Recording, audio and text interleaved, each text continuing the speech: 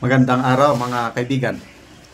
Pag-usapan natin ngayon ang pagkapanalo ni Senator Amy Marcos at kung ano ang magiging kahihinatnan doon sa reklamo o kaso na isinampa niya o isinampa ng kanyang komitiba, Foreign Relations Committee sa Ombudsman laban sa 5 opisyalis ng gobyerno.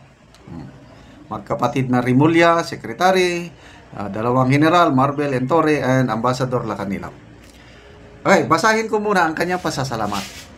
Ito, Senator Amy. Sa kanyang official Facebook page, 11 hours ago, sabi niya, "Thank you so much for your love and support." Pasasalamat. Sabi niya, ang tagumpay na ito, kahit gaano kailap at kahirap, ay isang katibayan na kapag ikaw ay nanindigan para sa tama, mananalo ka. Hindi nagmali ang paniniwala ko sa dunong ng sambayanang Pilipino na dama at alam nila ang ibig sabihin ng sakripisyo at prinsipyo at gagawaran nila ito ng suporta at pagmamahal. Mabuhay ang Pilipinas!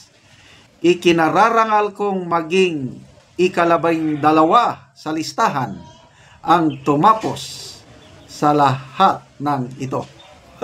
Ganda yung kanya. In fairness, ang ganda ng pagkasulat niya.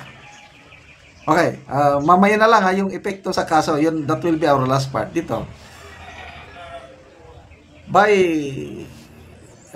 all angles, talunan na si Senator Amy. Bago yung pag-endorse ni BP Sara, talunan na. Ako, ayoko nang iboto sa kanya. Ayoko nang boboto sa kanya. Lalo na nung hindi pa siya simula imbestiga sa nangyari kay Tatay Digong. Halos lahat ng sisi papunta sa kanya. Kahit ako. Kailang ang game changer, nag-imbestiga siya. Noong una, parang pakitang tao lang, parang pampakawalan ng simpatya o boto. Ganun. Ito, tingin ko hindi ako masyadong believe nung nag-imbestiga siya. Okay. 3 hearing. Maraming lumabas na katotohanan. Di ba? Tapos, yung kanyang committee report na gamit na ni Attorney Kaufman sa ICC. At ito, yung final blow kung sa boxing pa. Lethal hook. Ano ba yon? Groggy ng kalaban. Yung pagsampa niya ng... dalawa pala, left and right. Kung sa ano ba. Una muna, yung pag-endorse ni BP Sara.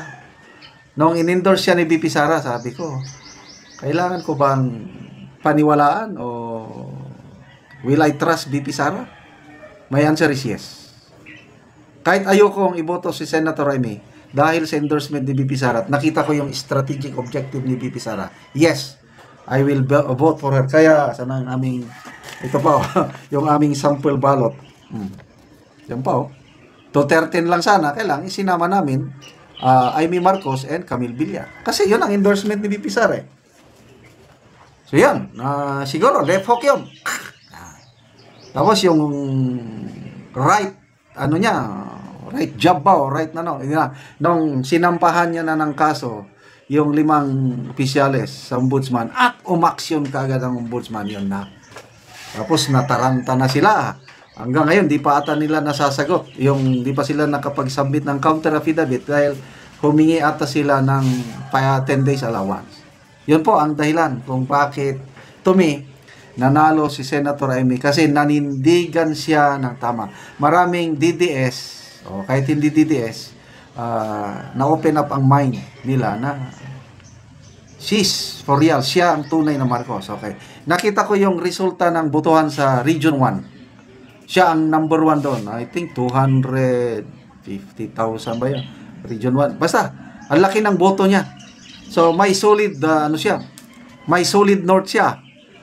May solid north siya. Mayroon pa siyang solid south. Panalo si Senator Amy sa Davao Region Nasa top 12 siya.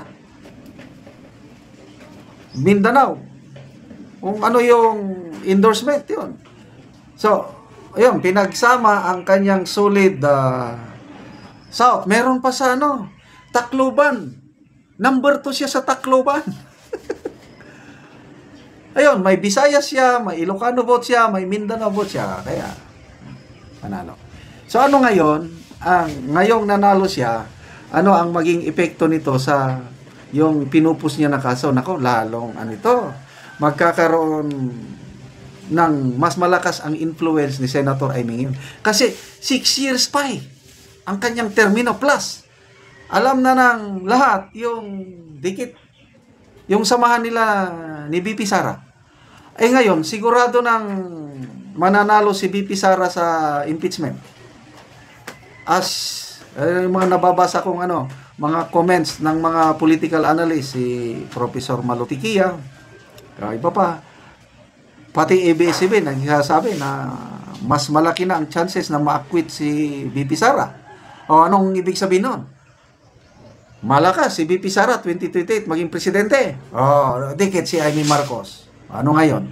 Kaya yung kaso na yan, I believe, ipupustro niya yan. Kaya malaking malaking sakit sa ulo, malaking problema ngayon yung mga kinasuhan.